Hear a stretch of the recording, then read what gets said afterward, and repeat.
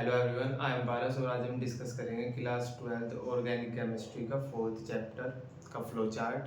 Chapter name है हमारे पास amine. ठीक है, तो देख लेते हैं। तो हमारे पास हम इस चैप्टर में तीन फ्लो चार्ट डिस्कस करेंगे। फर्स्ट फ्लो चार्ट है हमारे पास एलिफेटिक एमीन का। एलिफेटिक एमीन क्या होती है कि जब भी हमारे पास कार्बन की स्ट्रेट चेन पे NH2 फंक्शनल ग्रुप आ जाता है तो हम उसको एलिफेटिक एमीन बोल देते हैं। ठीक है, तो एलिफेटिक एमीन के अंदर हम देखते हैं कि कार्बन की स्ट्रेट चेन होती है और उसके साथ आता है NH2।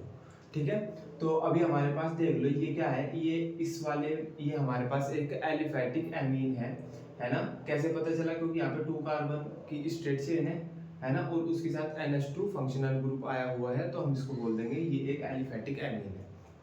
ठीक है, तो हम सबसे पहले ये देखेंगे कि हम इसको बनाएं कैसे, है ना। फिर इसके बाद हम इनसे कौन कौन से प्रोडक्ट बना सकते हैं, मतलब हम पहले एलिफेटिक एमीन बनाएंगे, फिर उससे हम ये देखेंगे कि अब हम इससे कौन कौन से कंपाउंड का फॉर्मेशन कर सकते हैं। ठीक है, तो इसका नेम, ये जो एलिफेटिक एमीन है, इसका नेम क्या है? इथेनामाइड। ठीक है, तो हम इसको कैसे बनाते हैं? तो हम सबसे पहले क्या करेंगे, इथाइल साइनाइड लेंगे, है ना, जिसका फॉर्मूला होता है CH3CH2Cl।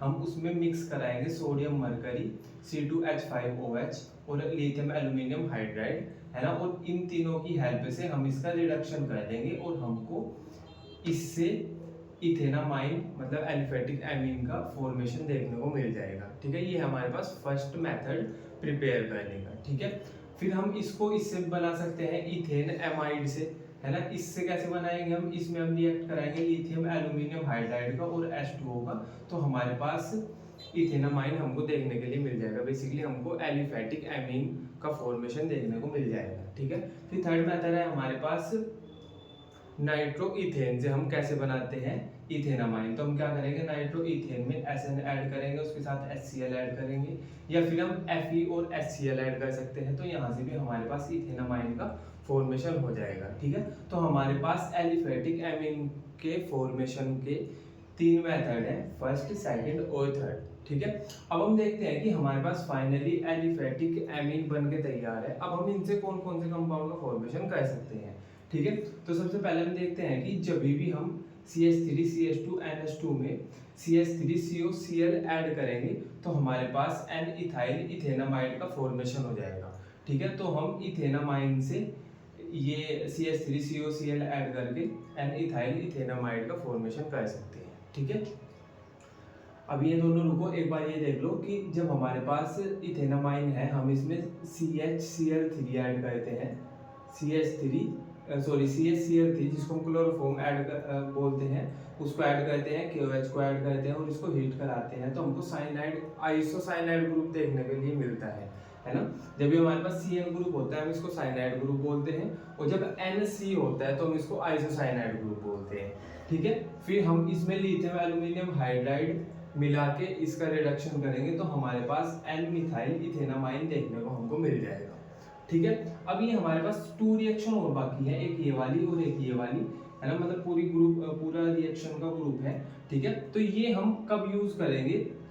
जब हमको 2 कार्बन की एल्कीन में कार्बन को कम करना होगा, मतलब हमको 2 कार्बन की एल्कीन नहीं, जब हमारे पास 2 कार्बन की एमीन को है हमारे पास और हमको उसको 1 कार्बन की एमीन बनाना है। बेसिकली जब हमारे पास हमको जो हमारे पास एमीन है उसमें से कार्बन के नंबर को कम करना है, तो हम इन रिएक्शंस का यूज करेंगे। यहाँ पे हो क्या रहा है, यहाँ पे हमारे पास 2 कार्बन की एमीन है और फाइनली हमको 1 कार्बन की एमीन मिल गई। लेकिन ये तो हो गया कि अगर हमको कार्बन को कम करना है, हमारे पास ज्यादा कार्बन की एमीन है और हमको उससे कम कार्बन की एमीन बनानी है, तो हम ये वाला पाथ फॉलो करेंगे। अगर हमको जितने कार्बन की एमीन है हमारे पास उसमें और कार्बन इंक्रीज करने हैं तो हम ये वाला पाथ फॉलो करेंगे। तो ये वाला देख लो जिसमें हम कार्बन के नंबर को कम कर रहे हैं। ठीक है, यहाँ पे हमारे पास 2 कार्बन की एमीन है, हमने इसमें मिक्स किया NaNO2 और HCl, तो हमारे पास 2 कार्बन की एल्कोहल देखने को मिली। हमको हुआ क्या, NH2 की जगह पे यहाँ पे OH आ गया। ठीक है, फिर हमने इसमें K2Cr2O7 मिक्स किया तो हमारे पास CH3COOH देखने को मिला हमको। ठीक है, फिर हमने इसमें मिक्स किया NH3 और उसको हीट किया तो हमारे पास CH3CONH2 देखने को मिला हमको। फिर इसके बाद हमने ऐड किया इसमें Br2 और NaOH, तो हमारे पास फाइनली CH3NH2 देखने को मिला। ये हमारे पास एमीन है 1 कार्बन की, यहाँ पे कितनी कार्बन की एमीन थी, 2 कार्बन की।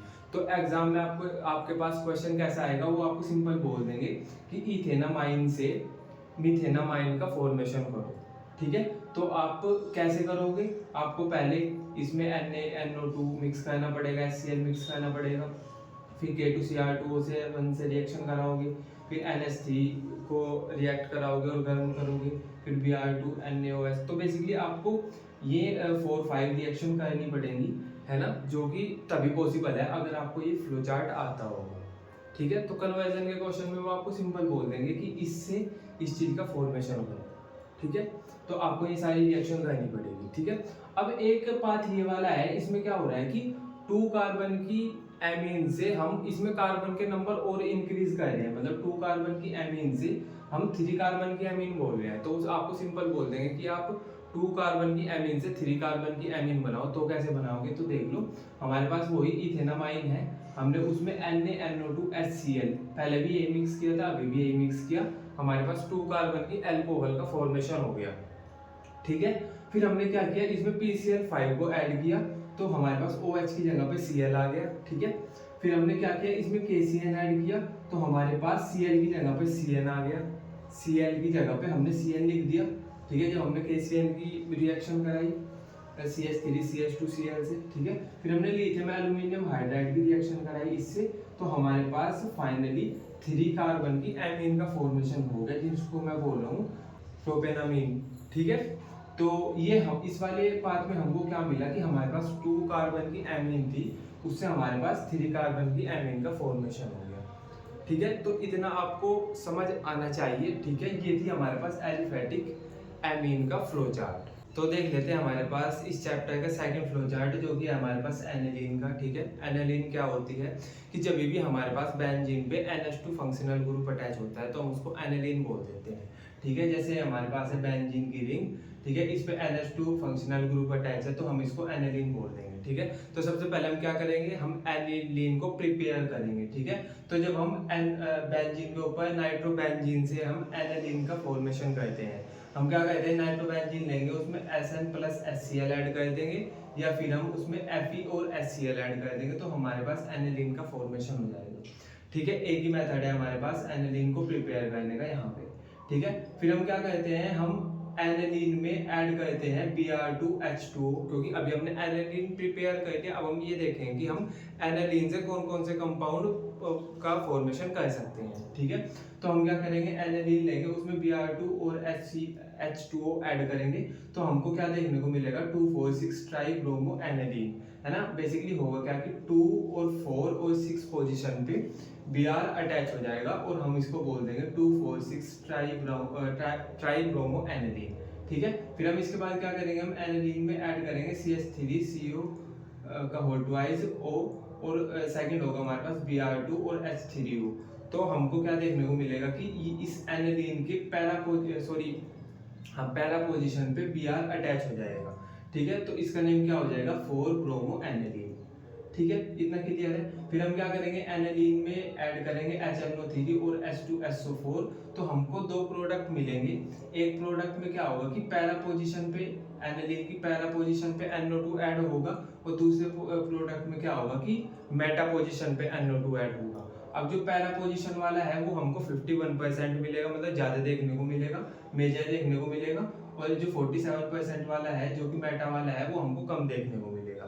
अब अगर आप बोलो कि भैया हमको तो बस एक पैरा पैरा वाला चाहिए, तो हम कैसे बनाएंगे, तो हम क्या करेंगे, अगेन एनिलीन लेंगे, उसमें CH3CO का होल ट्वाइस O ऐड करेंगे, HNO3 ऐड करेंगे, H2SO4 ऐड करेंगे, और H3O ऐड करेंगे, तो हमको जो प्रोडक्ट मिलेगा उसमें जो एनिलीन है उसके पैरा पोजीशन पे NO2 ऐड होगा, बस मेटा पोजीशन वाला प्रोडक्ट हमको नहीं मिलेगा, ठीक है। तो इसका हमने नेम भी लिखा हुआ है पैरा नाइट्रो एनिलीन, ठीक है। इसके बाद हमारे पास लास्ट रिएक्शन आती है, जब हम एनिलीन में ऐड करते हैं कॉन्सेंट्रेटेड H2SO4, तो हमको एनिलीन की पैरा पोजीशन पे SO3H आगे अटैच हो जाता है, और प्रोडक्ट का फॉर्मेशन हो जाता है, जिसको बोलते हैं हम सल्फेनिलिक एसिड, ठीक है। अब ये हो गया हमारे पास एनिलीन का फ्लो चार्ट। अब लास्ट फ्लो चार्ट देख लो जो हमारे पास इस चैप्टर में आता है, वो आता है बेंजीन डाइएजोनियम क्लोराइड का। ये क्या होता है, हम इसको एनिलीन से ही प्रिपेयर करते हैं। हम क्या कहते हैं, एनिलीन से, एनिलीन है हमारे पास, बेंजीन के ऊपर NH2 अटैच है, इसको हम एनिलीन बोल रहे हैं। इससे हम बेंजीन डाइएजोनियम क्लोराइड का फॉर्मेशन करेंगे और फिर हम बेंजीन डाइएजोनियम क्लोराइड से देखेंगे कौन कौन से प्रोडक्ट हम बना सकते हैं। ठीक है, तो सबसे पहले क्या करेंगे, हम एनिलीन लेंगे, उसमें NaNO2 प्लस HCl ऐड करेंगे और 0 से 5 डिग्री उसको टेम्परेचर देंगे, तो हमारे पास बेंजीन के ऊपर N2OCl अटैच हो जाएंगे, जिसको हम बोल रहे हैं बेंजीन डाइएजोनियम क्लोराइड। ठीक है, फिर हम क्या करेंगे, इसमें हम ऐड करेंगे Cu2Cl2 प्लस HCl, तो होगा क्या कि N2Cl की जगह पे Cl आ जाएगा और जिसको हम बोल देंगे क्लोरोबेंजीन। ठीक है, फिर हम क्या करेंगे, बेंजीन डाइएजोनियम क्लोराइड में ऐड करेंगे Cu2Br2 HBr, तो होगा क्या कि बेंजीन के ऊपर अटैच हो जाएगा Br और इसको बोल देंगे हम ब्रोमोबेंजीन। ठीक है, फिर हम क्या करेंगे, बेंजीन डाइएजोनियम क्लोराइड में Ki ऐड कराएंगे। ठीक है, तो बेंजीन के ऊपर I ऐड हो जाएगा और इसको हम बोल देंगे आयोडोबेंजीन। ठीक है, फिर होगा क्या कि हम बेंजीन डाइएजोनियम क्लोराइड में HbF4 को ऐड कराएंगे और उसको हीट देंगे, तो हमारे पास बेंजीन के ऊपर F ऐड हो जाएगा, अटैच हो जाएगा, जिसको हम फ्लोरोबेंजीन बोल देंगे। ठीक है, फिर हम क्या करेंगे, इसमें बेंजीन डाइएजोनियम क्लोराइड में H3PO2 प्लस H2O ऐड करेंगे, या फिर मैं इसमें CH3CH2OH ऐड कर दूं, तो हमको बेंजीन देखने को मिलेगा। ठीक है, फिर हम क्या करेंगे, बेंजीन डाइएजोनियम क्लोराइड में HbF4 plus NaNO2 Cu add करेंगे, उसको हीट करेंगे, तो हमारे पास बेंजीन के ऊपर NO2 ग्रुप अटैच हो जाएगा, जिसको हम नाइट्रोबेंजीन बोलते हैं। ठीक है, फिर अगर हम बेंजीन डाइएजोनियम क्लोराइड में H2O ऐड करेंगे और उसको गर्म करेंगे, हीट देंगे, तो हमारे पास फिनोल का फॉर्मेशन हो जाएगा। बेसिकली बेंजीन के ऊपर OH आके अटैच हो जाएगा। ठीक है, तो आई होप आपको ये दोनों फ्लो चार्ट भी क्लियर हो गए होंगे, है ना। अगर आप इन तीनों फ्लो चार्ट को अच्छे से प्रैक्टिस कर लेते हो तो आपके जो कन्वर्जन वाले क्वेश्चंस हैं वो बड़ी इजीली सॉल्व हो जाएंगे। ठीक है, तो आई होप आपको इतना सब क्लियर हो गया होगा। ठीक है, फिर मिलेंगे हम नेक्स्ट लेक्चर में, तब तक के लिए बाय।